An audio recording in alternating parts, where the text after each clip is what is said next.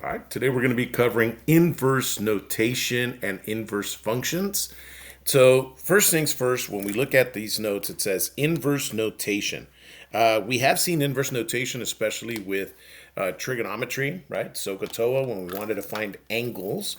And so it says the following notation is used to denote a function.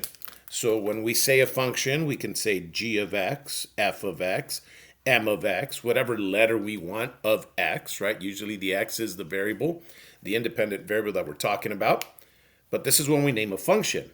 Well, if I want to name the inverse function, well, look at the terminology they're using or look at the symbol.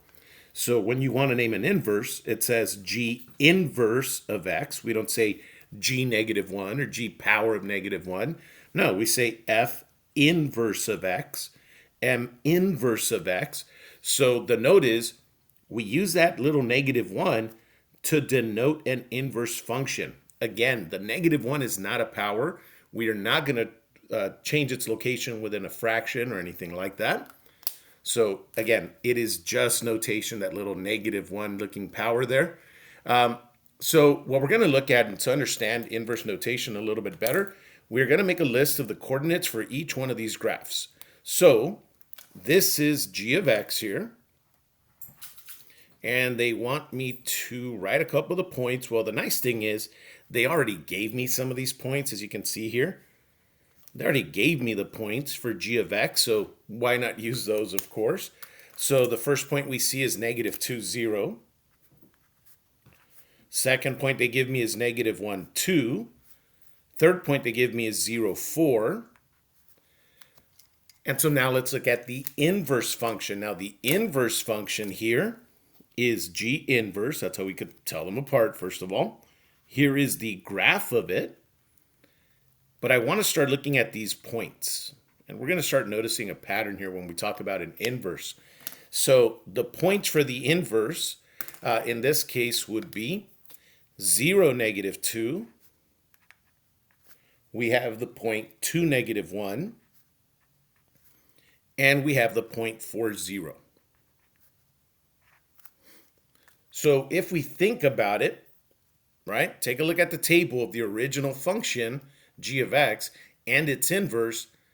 Notice how the x and y are just reversed.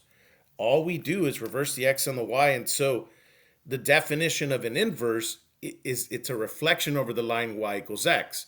So to graph the inverse or find the inverse of a function, we simply swap the x and the y, and that's it right there, everybody. When we are talking about an inverse function, the main thought that we're going to think of is we're going to swap the x and the y. And again, one of the things that they bring up is they do mention that basically if I were to draw the line y equals x right here, well, remember that is the parent function. It goes through 0, 0, 1, 1, 2, 2, 3, 3, 4, 4, and so forth and so forth. But the idea is, what they're saying is, if I were to draw it, look at how this line is symmetrical around the line y equals x. And if y is equal to x, well, again, we're basically talking about, we'll just swap them out. See, so here's the line, y is equal to x. And the idea of symmetry is that however far this point is from the line, see, this point is this far from the line. Well, the other one is too. They have the same distance away from this line. This one too. If I go this way towards the line, making that 90, of course. Well, if I keep going this way, look, same distance away from this y equals x line. So there is some symmetry there. But again, one of the biggest things to remember is anytime we say inverse function, all we have to do is remember one thing. I need to switch or swap my x and my y. It says you're going to do that if they want you to graph, or even if you're going to find the inverse function. That's the biggest point of today.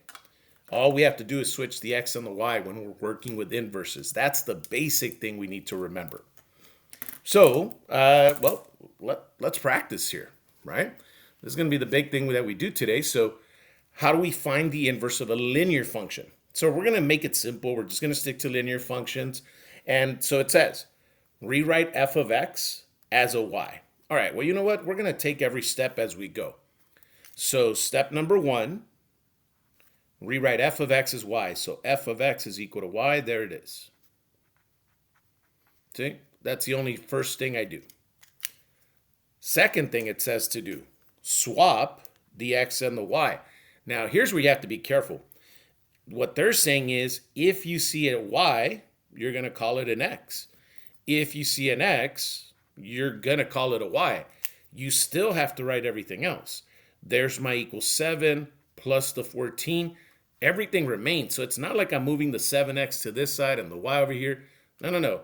We literally swap them out. You see a y, you put an x. You see an x, you put a y. So that's step 2. And then step 3 says, well, solve for y. Get it by itself. This is where we go down to basics again. How do I get this letter y by itself? Well, I need to get rid of that 7 and that 14. And what we've done for a very long time now is, right, as we try to get y by itself, we do inverses. That's what we've always called it. We do the opposite. So if I have add 14, well, I'm going to subtract a 14. If it says I'm going to subtract 14 to the other side as well here before I forget. Now I get it. You can't really do anything here. Well, that's okay. All I'm going to write is x minus 14 is equal to 7y. And my goal is to get this y by itself, and I'm going to do it by any means possible. So then I'm going to divide everybody by 7. And I like giving it to everybody like this. I could write just one big fraction as well. But this allows me to look at it this way. It says 1, remember there's an invisible 1 divided by x. So that's 1 over 7x minus 14 divided by 7 is 2. That one does work. And then the 7 divided by 7 is a 1, leaving me with a y value. Which brings us to the very last step. Notice, last step that we have to take is rewrite y and now officially call it f inverse of x. So here's my answer. This is the inverse. But what they're saying is, let's give it its official name. Instead of calling it y, let's call it f inverse of x. And again, why am I calling it f inverse? Because the original question was called f. If they had put a g here, I would have said g inverse. But then all I'm going to do is write my 1 over 7 x minus 2, and there is my inverse function. So we're going to be doing something very similar throughout the notes here. So it's very repetitive, so just be ready for that. All right, so examples number 1 and 2.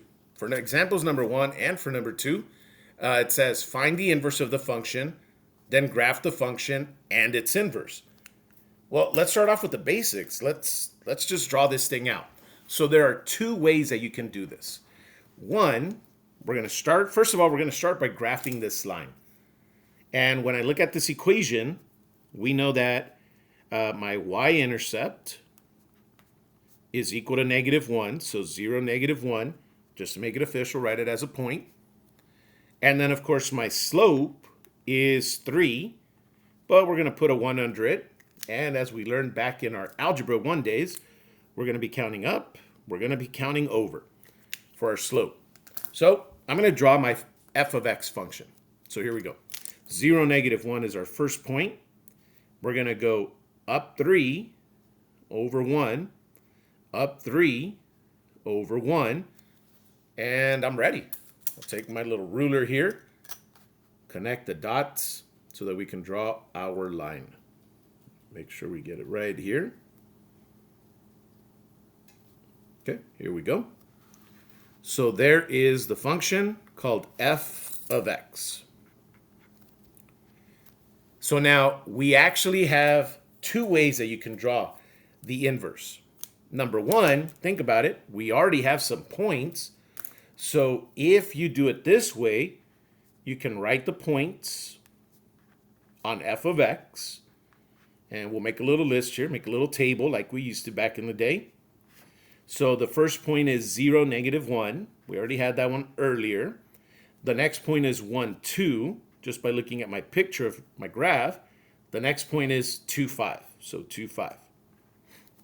So what I can do, if I want to draw the inverse, well, here we go. Look, all we have to do is, I want to talk about the points on F inverse now.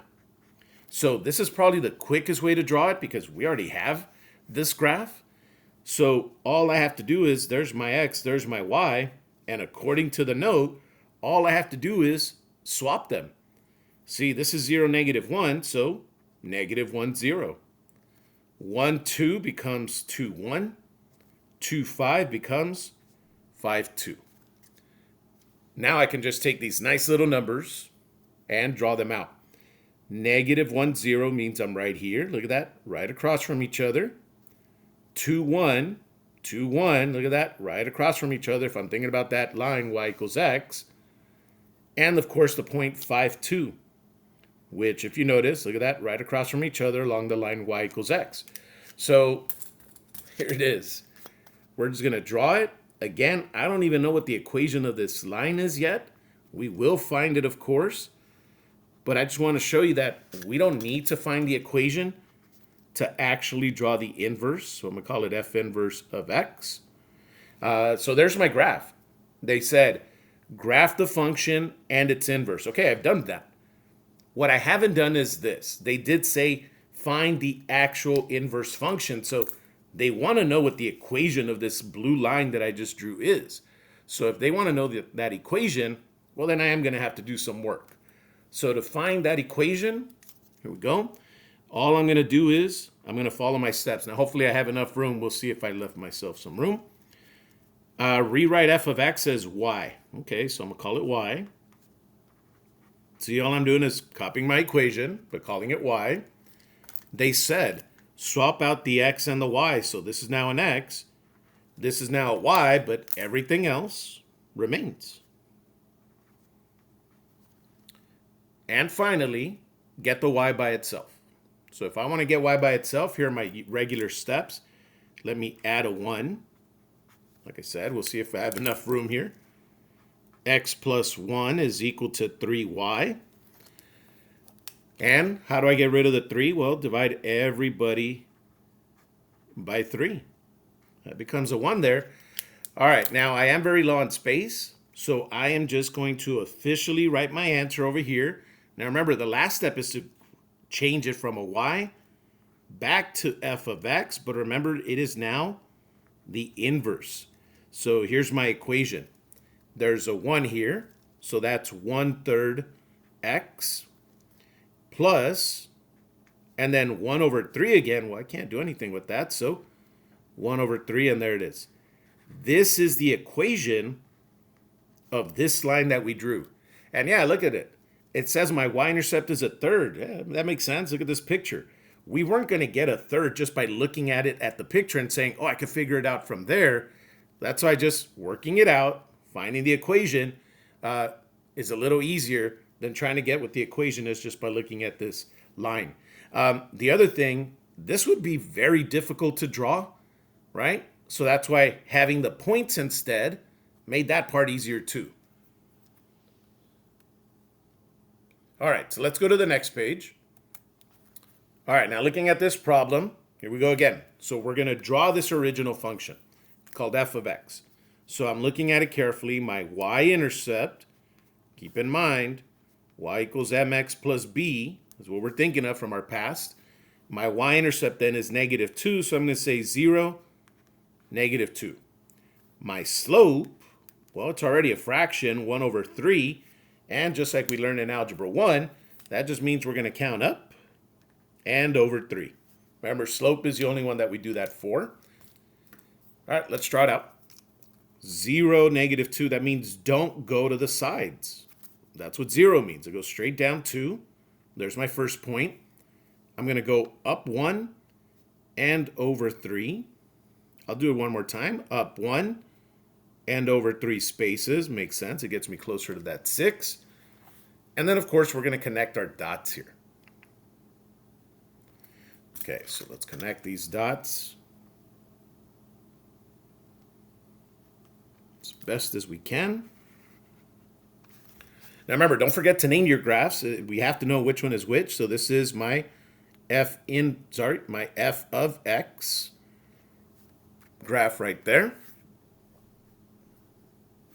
Now, like I said, one thing that will help me is if I write my points. So here's my x and y. Again, this is for f of x. So my points are 0, -2. Remember, we also had that up here. The other point is 3, -1. 3, -1. And of course, 6. And then you don't go up or down, so 6, 0. So those are the f of x points. Well, then let's use them now. And let's find the points for f inverse of x, where all I have to do for f inverse so that I can draw it is switch them out. All I have to do is swap my x and my y. So my brand new x is -2. The y that goes with it will be 0 because I swapped these out. My brand new x is -1. My y value is a 3. My brand new x is 0. And my new y value for that is 6. All we did was swap them out with each other. My x becomes my y becomes the x. So we draw it out.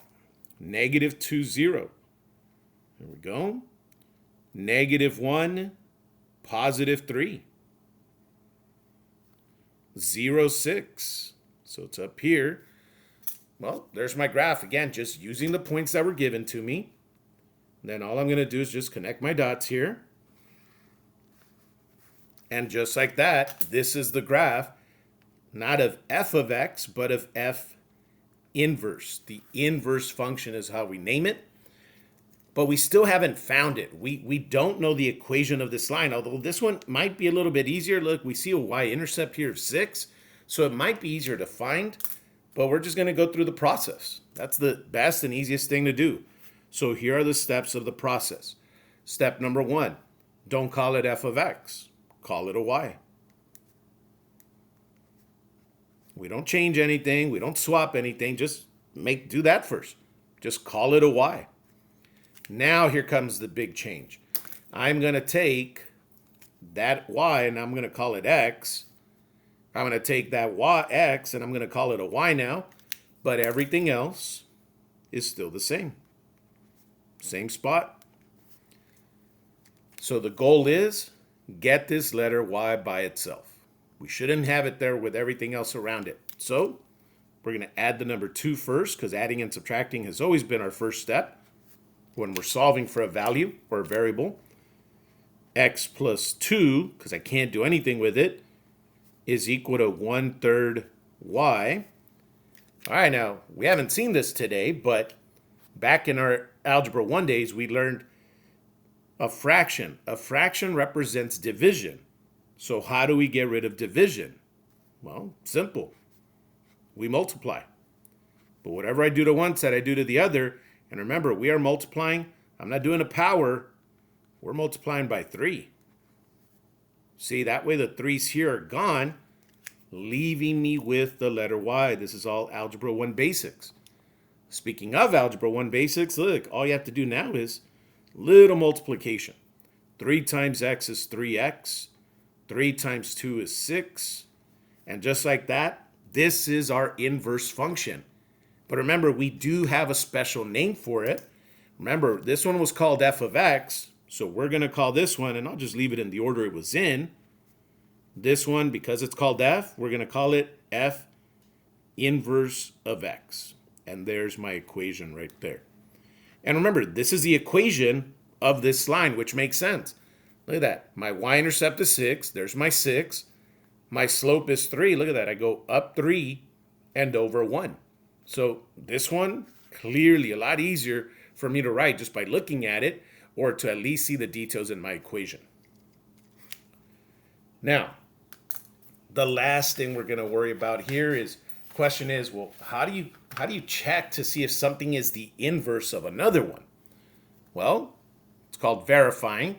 How do you verify that this one, that f and g are inverses?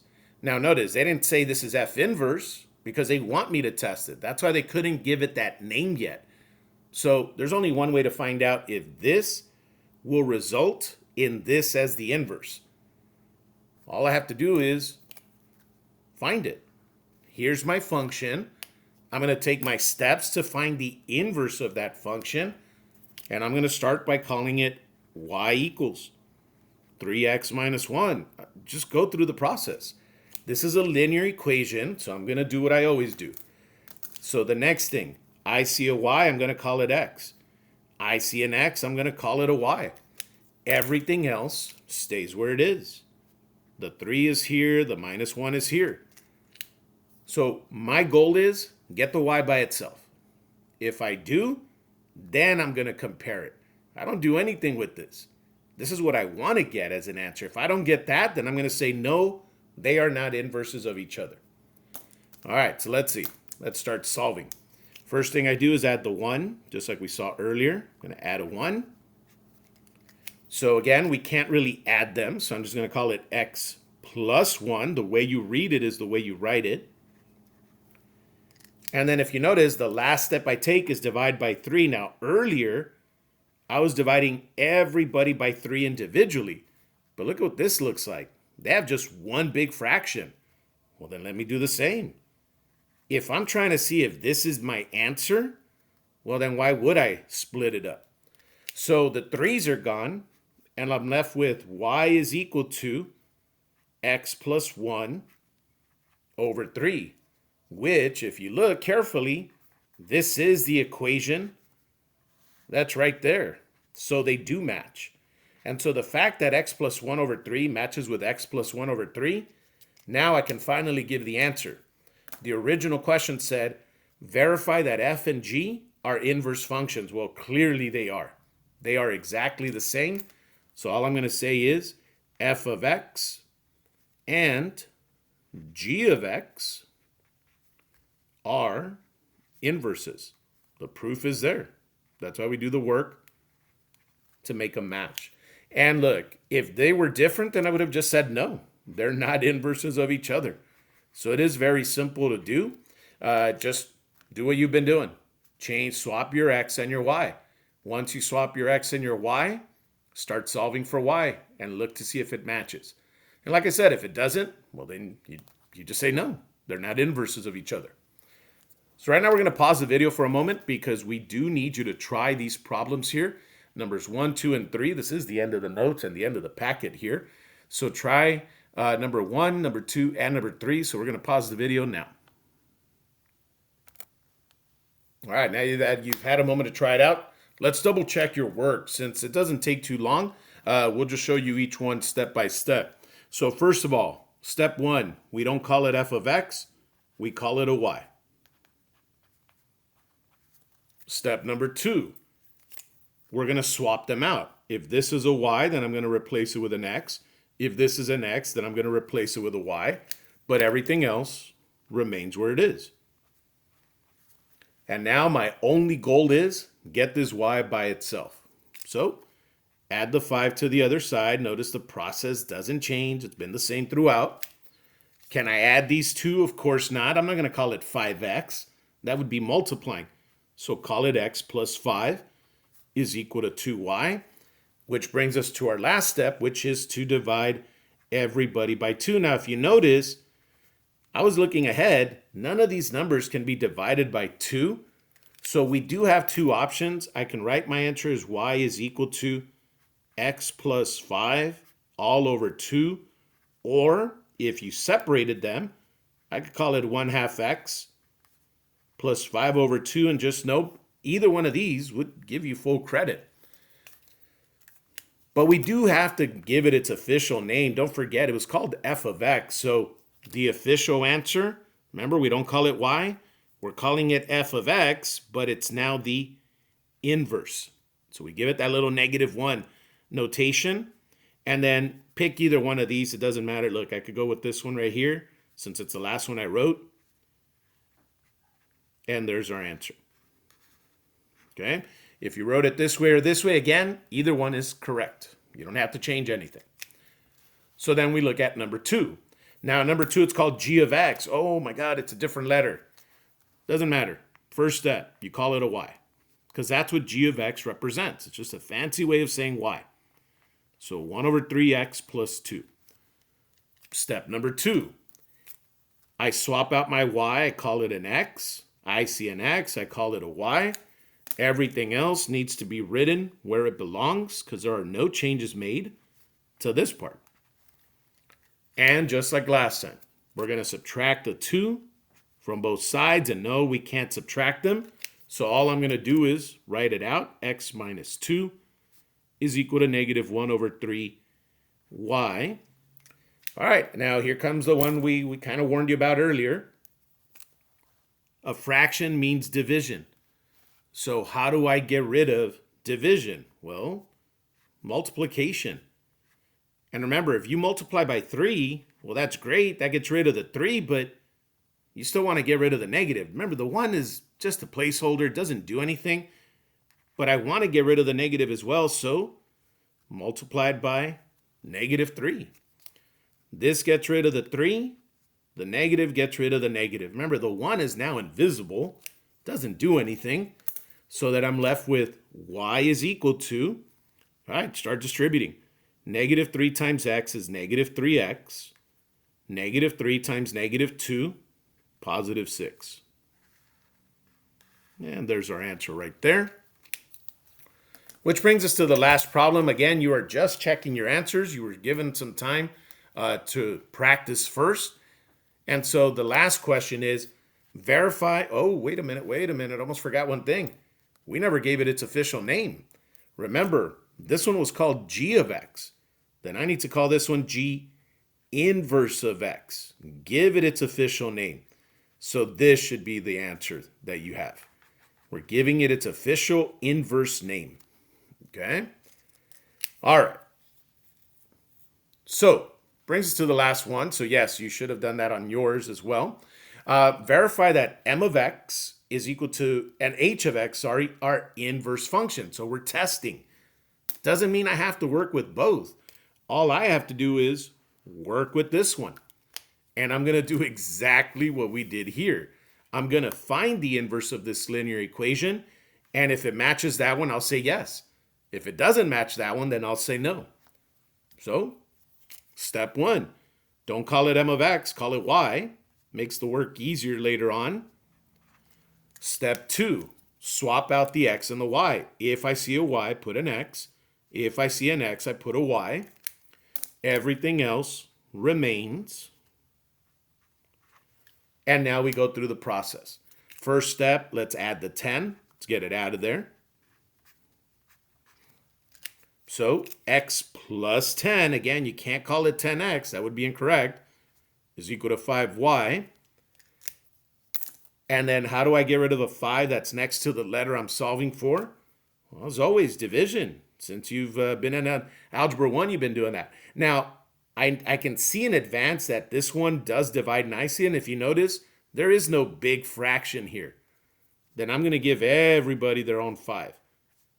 This is usually the best thing to do, just give everybody their own. Yes, there's an invisible 1 there. So then that means that my answer, well, 1 divided by 5 is not 5, it's 1 over 5 with an x, plus 10 divided by 5 is 2, 5 divided by 5 is just 1, and there's my y value for it. But again, we're checking this time. So does this officially match up perfectly? So does this, and I know we have to give it its official name, but right now we're just checking. Does it match this? And the answer is yes. 1 over 5x plus 2 matches perfectly. So now let me actually answer the question.